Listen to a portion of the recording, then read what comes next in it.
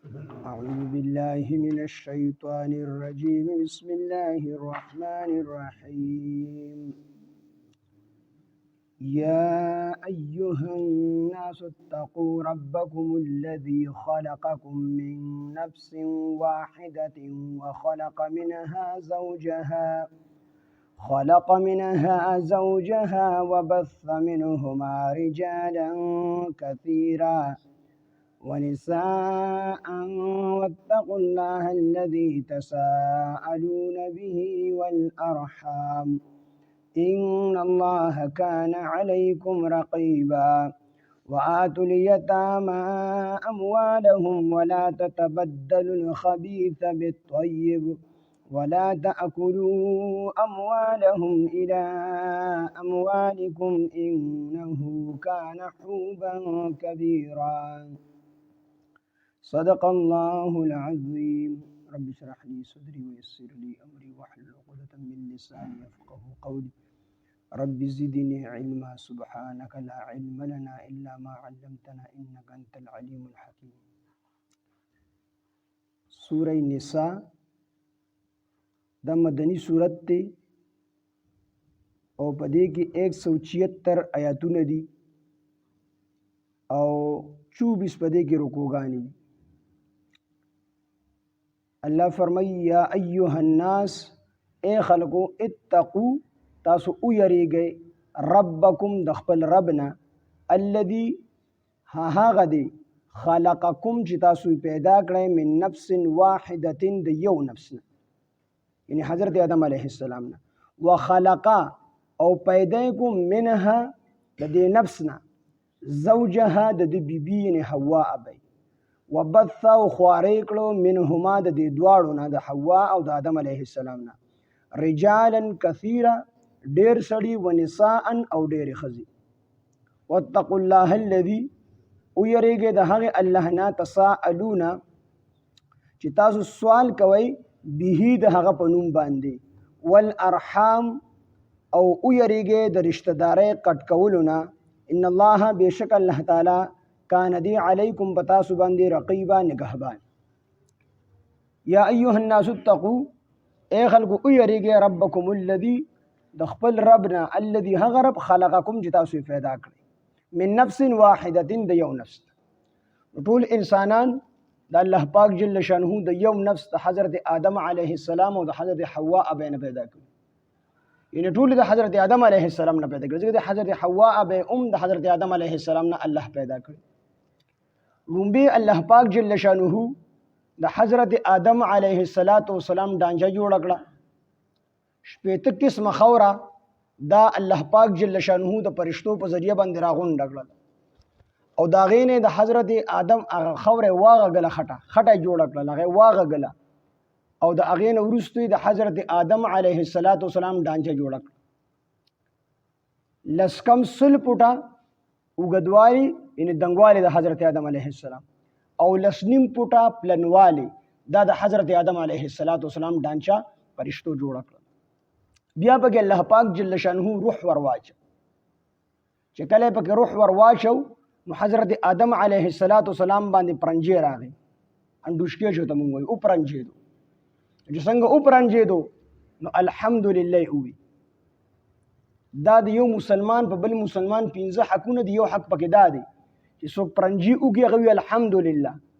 نو په دې نور مسلمانانو چې اورېدي دي باغی د دې سړي دا حق دی چې دی يرحمک الله وای. نو حضرت آدم علیه السلام چې پرنجي وګي الحمدلله دا غینه پسې فرشتو ته سلام وکړو او دا غینه پس د حضرت آدم علیه السلام او د فرشتو ځکه فرشتو عرض وکړو چې یفسد فی الارض الله دا انسان م پیدا کوو دیو په مختص مګه باندې فساد خوري.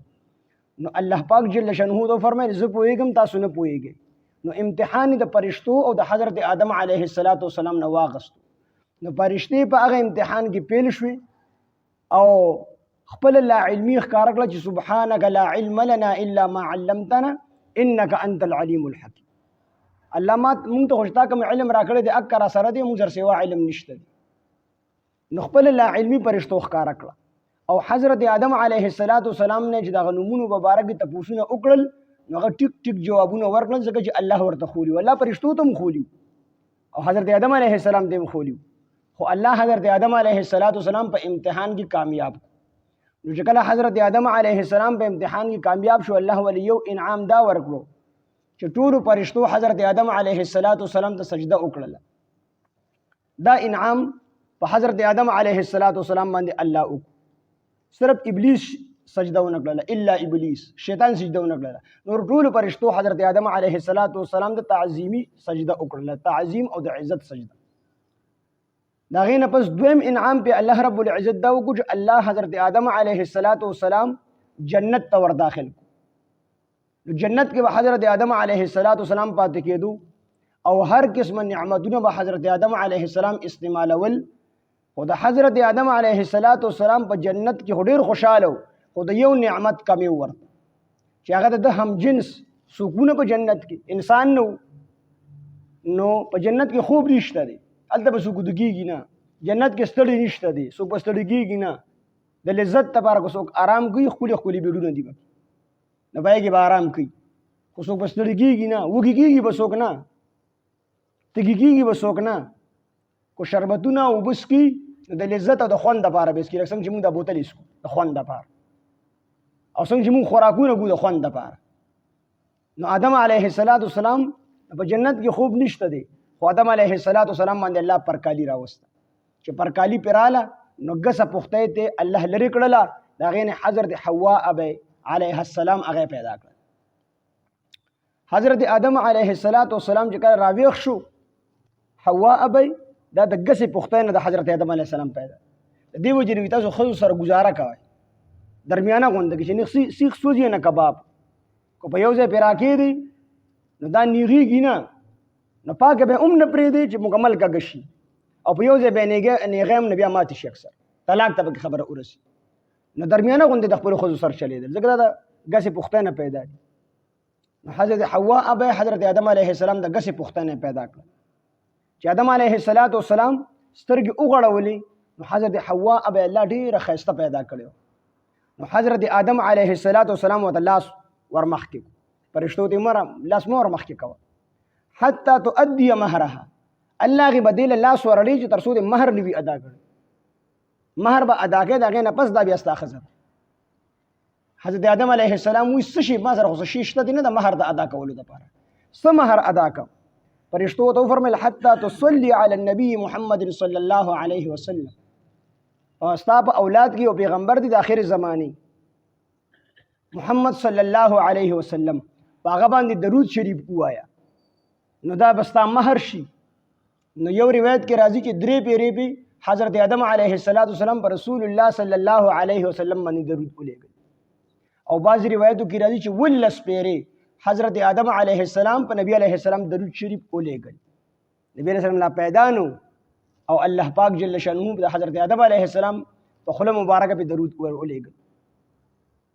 نو دا غې نه پس د حضرت حوا نکاح وشوله هغه خپل خاوند حضرت آدم علیه السلام ته حلال شو دې کې اشاره دی خبرې ده چې نبی علیه السلام د ټولو موجوداتو دپاره واسطه ده سبب او ذریعه ده څومره څیزونه چې په دنیا کې پیدا دي نو د دې واسطه او سبب رسول الله صلی الله علیه وسلم او نبی علیه السلام یا حضرت آدم علیه السلام درود نه وی ویلي نکاح به نه وشوي نو چې نکاح نه وشوي نو بچیان به د کوم ځای نه راغلي نو د انسانانو دا سلسله به د کوم ځای نه شروع کېدله په موږ د نبی علیه السلام ډېر لوی احسانات دي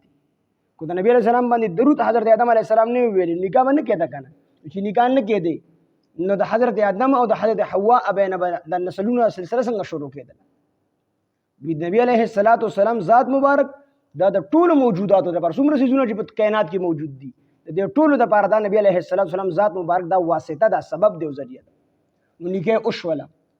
چې دنیا ته رالل اوږده واقعات او حضرت حوا او حضرت آدم علیه السلام الله دنیا ته راولېږل او دې کې د الله خپل حکمتونه دي چې راویلېږل نو د نسلونو سلسله شروع شوه خو زمونږ په خلکو کې یو خبره مشهوره ده چې د حضرت حوا او د حضرت آدم علیه السلام 2 زامن بس یو لور او یو زوی به سار کېدو یو لور او یو زوی به چې کوم دی ماښام کېد او بعضې وایي چې نه یو زوی به ماښام کېدو یو لور به چې کوم دی سار کېده دا غلطه خبره مشهوره ده د آدم علیه السلام او د حوا ابي چې کوم حضرت حوا ابي کوم واړه شوي دي نو عام طور څنګه چې زمونږ د زنانو ترتیب دی 2 میاشتې 3 میاشتې کال پس ماشوم کېږي دک شان په دې ترتیب سره شوي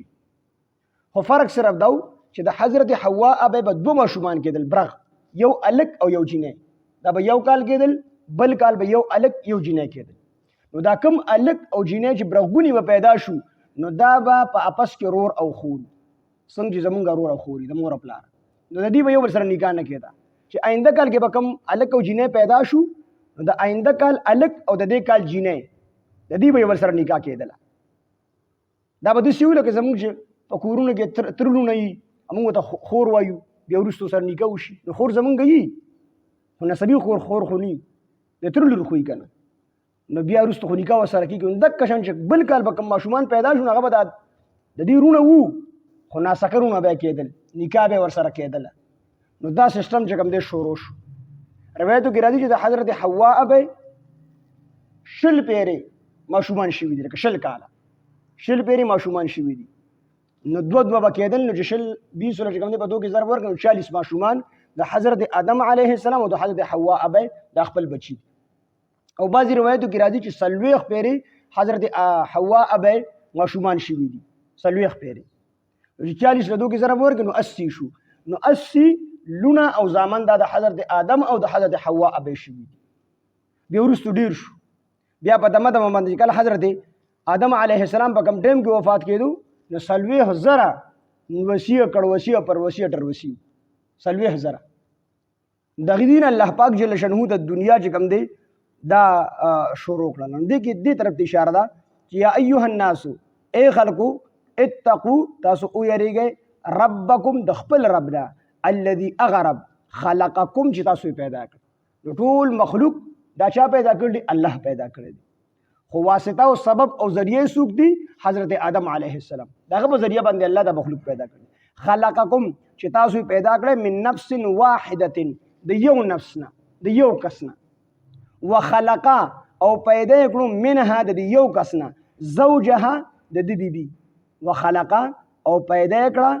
منها د یو نفس نه د حضرت آدم علیه السلام نه د منها لومبي منها نه حضرت آدم علیه السلام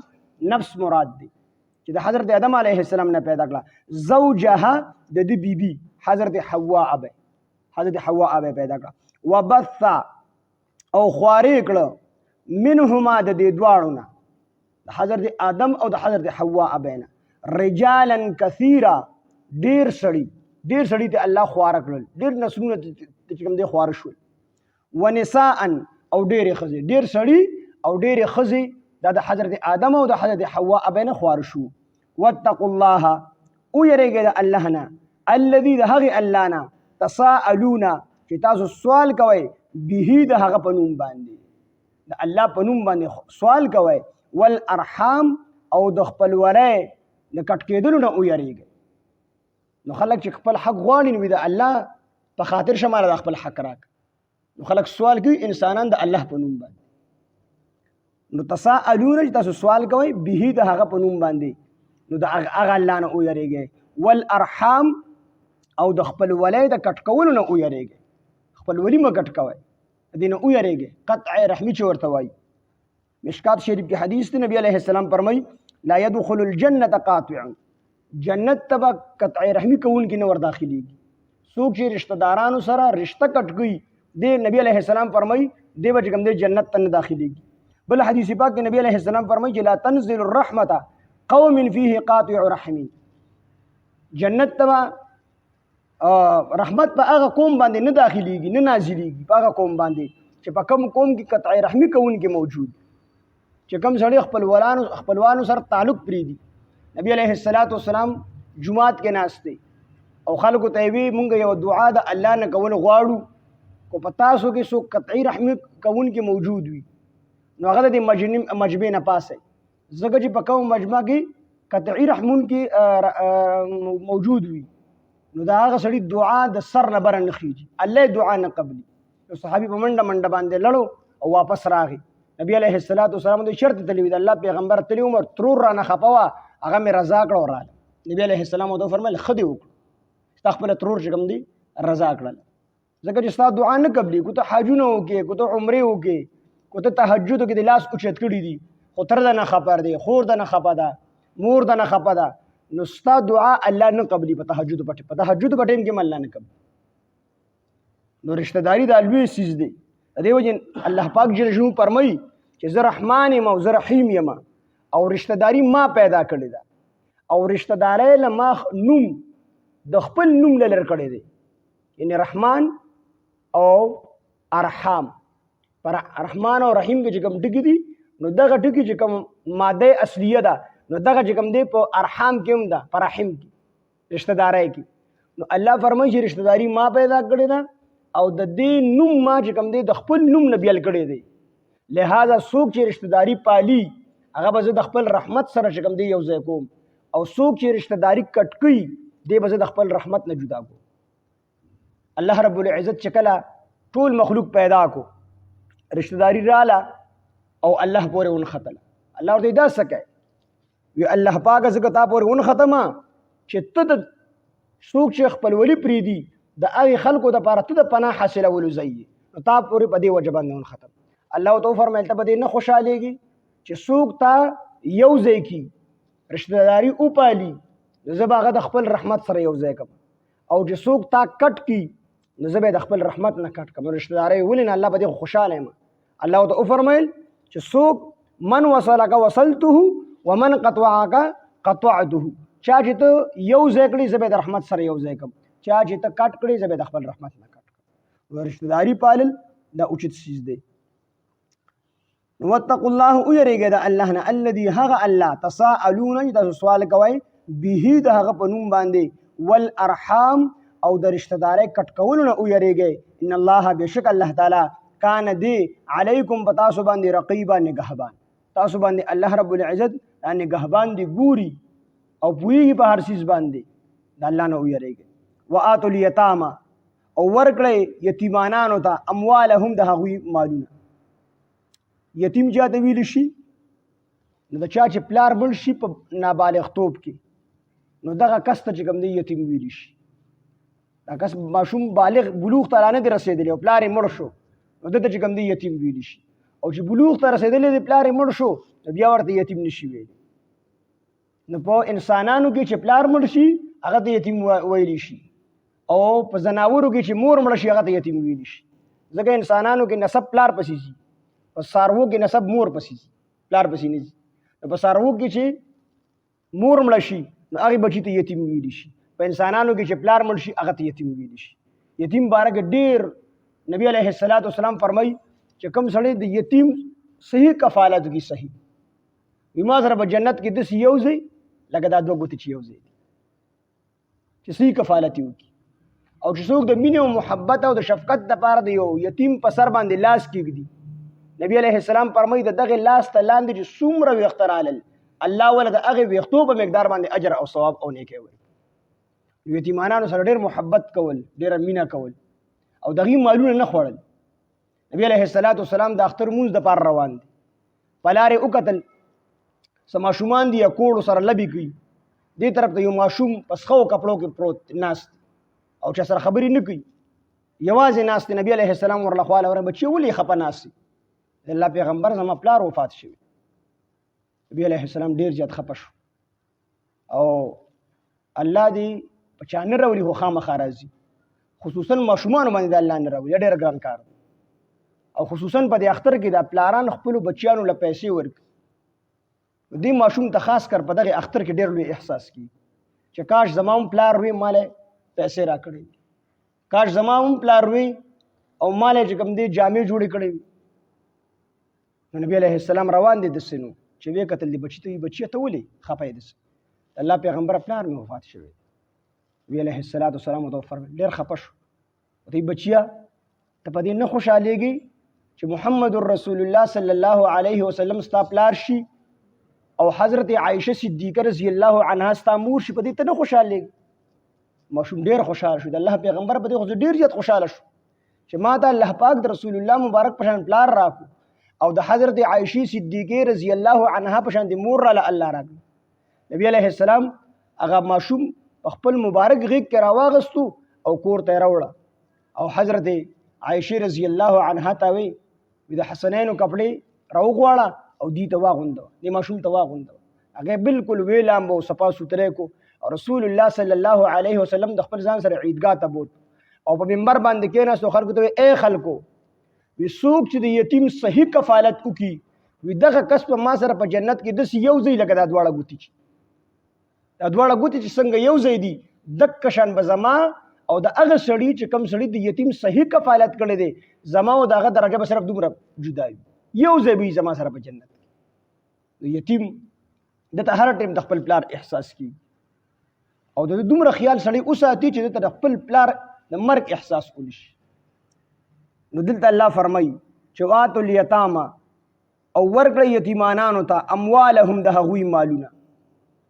د هغوی مالونو ته پوره پوره ورکړه د هغوی مال به نه خوري د یتیم تر واره یتیم پاتې شي نو دی بیا داسې کوي چې دی د واره د حق بیا خوري نو داسې به نه کوئ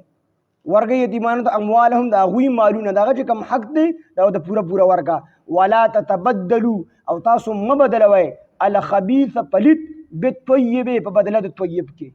پلیت مال د پاک مال په بدله کې مه بدلوئ څه مطلب دا چې د وارې بیزي دي او د ترې بیزي دي مثال په طور وارې یتیم شوی دی خو د واره دا بیزي چې کوم دی سربې دي ښکلي دي او د تره دا بیزي کمزوري دي د هغه هم شل دي د ده هم شل دي دی هغه له هغه خپلې شل ورکړي او د هغه شل ځان ته راوړي ځکه سربې دي که نه نو هغه سربې بیزي دا ته د واره حق وو دا تا پلیت مال بدل کو د پاک مال په بدله کې ستا دا کو ټپي دي کار څنګه دي کمزوري دي خو دا ستا دي د خپل ځان سره وساته او د یتیم له ورکه چې دی کله لوی شي په دغه ټایم به ولم نه ورکوي یتیم له چې ماشوم چې کله دی بالغ شي تجربه پرې وکړي چې دا دی فضول خرچه خو نه دی د هغې نه پس به ورته بیا خپل حق حواله نو الله فرمایي چې داسې مه کوئ ولا تتبدلوا تاسو مه بدلوئ الخبیثه پلیت بالطیب په بدله د طیب کې د پاک کې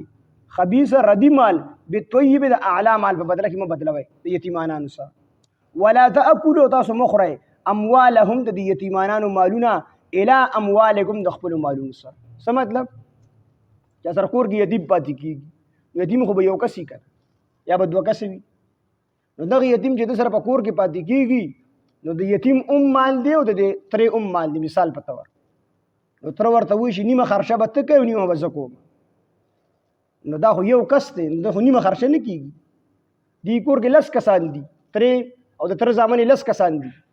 او دا یتیم ایک یوازې دی دې نیمه خرچه په خپله کوي او نیمه به درواره د مال نه کوي دا غلطه ده دا دی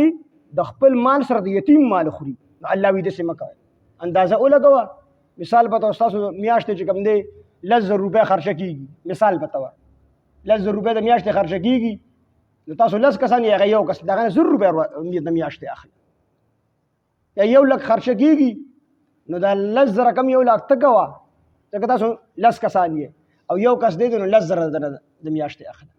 داسې مه کوئ الله فرمایي چې ولا تاکلوا تاسو مه خورئ اموالهم د یتیمانانو مالونه الی اموالکم د خپلو مالونو سره په دوکه باندې د مالونه مه خورئ انه بېشکه الله پاک انه بېشکه دی حوبا ګناه کبیرا لوی انه بېشکه د تاسو چې کوم کار کوئ دا دی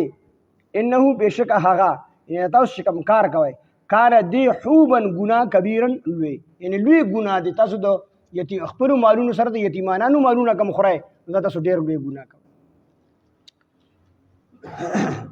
یا ایها الناس اے خلقو اتقو ویریږئ ربکم د خپل ربنا الذي هغه رب خلقکم چې تاسو پیدا کړي من نفس واحدة د یو نفس نه وخلقا او پیدا کړي دي منها د دې نفس نه د حضرت آدم علیه السلام نه زوجها د دې بیبي وبث او خوارې کړل منهما د دې دواړو نه د حضرت آدم او د حضرت حوا ابینا رجالا کثیرا سړي ډېر نسل دی الله ډېر خور کړو سړي ته هم ډېر خور کړو ونساء او ښځې هم ډېرې واتقوا الله ویریږئ د الله نه الذي د هغې الله نه تساءلون تاسو سوال کوئ به د هغه په نوم باندې والارحام او ویریږئ د رشته دارۍ کټ کولو نه ان الله بېشک الله تعالی کان دی علیکم په تاسو باندې رقیبا نگهبان وآتوا الیتاما او ورکړئ یتیم ته اموالهم مالونه د هغوی ولا تتبدلوا او تاسو مه بدلوئ الخبیثه خبیث پلیت مال بالطیب په بدله د پاک مال کې ولا تاکلوا او تاسو مخری اموالهم د هغوی مالونه د یتیمانانو مالونه الى اموالکم د خپل مالونو سره انه بشک هغه کان حوبا کبیرا دی لوی گنا حوبا گنا کبیرا لوی یا ایها الناس اے خلقو اتقوا یریږئ ربکم د خپل ربنا الذي د هغه ربنا خلقکم چې تاسو پیدا کړی من نفس واحده د یو نفسنا وخلق او پیدا کړو منها د دې نفس نه یعنی د حضرت آدم علیه السلام نه زوجها بیبي د هغه وبث او خوارې کړو منهما د دې دواړو نه رجالا کثیرا سړي ډېر ونساء او ښځې ډېرې واتقوا الله او یریږئ د الله نه الذي د هغې الله نه تساءلون چې تاسو سوال کوئ به د هغه په نوم باندې والارحام او یریږئ د رشته دارۍ کټ کولو نه ان الله بشک الله تعالی کان دی علیکم بتاسو باندې رقیبا نگهبان وآتوا الیتامى ورکړئ یتیمانانو ته اموالهم مالونه د هغوی ولا تتبدلوا تاسو مه بدلوئ الخبیثه پلیت مال بالطیب په بدله د پاک مال کې ولا تاکلوا او تاسو مخورئ اموالهم مالونه د هغوی الى اموالکم د خپلو مالونو سره انه بشک دا کار کان دی حوبا کبیرا لوی ګناه الحمد لله رب العالمین والعاقبة للمتقین والصلاة والسلام على سيد الأنبياء والمرسلين وعلى آله وأصحابه أجمعين ربنا تقبل منا إنك أنت السميع العليم وتب علينا إنك أنت التواب الرحيم إله العالمين زمون رازشي الله زمون دا درس بخبل دربار إلهي قبول ومنظور کی الله زمون دا درس خالص تخبل رضا وګرځي إله العالمين من طول قبول کی إله العالمين من طول قبول کی الله دا حاضر مجمع دا طول ملګرو کامل مغفرت نصیب کی زمون ټول ګناهونه معاف کړي الہ العالمین حاضر مجمع کې څوک بیماران دي الله ټول ته شفای کامله عاجله مستمر ورکړي الله څومره قرضداري د قرضونو نه اخلاص کړي څومره پریشان حالي پریشانه ختم کړي څومره نه حق بندیوانی د بند نه آزاد کړي الہ العالمین خاتمه زمون د ټول بالخير او بالایمان کې په وخت ځن قدم د زړه په صدق سره پچې په زمون د ټول مسلمانانو دا کلمه چالو لا اله الا الله محمد رسول صلی الله علیه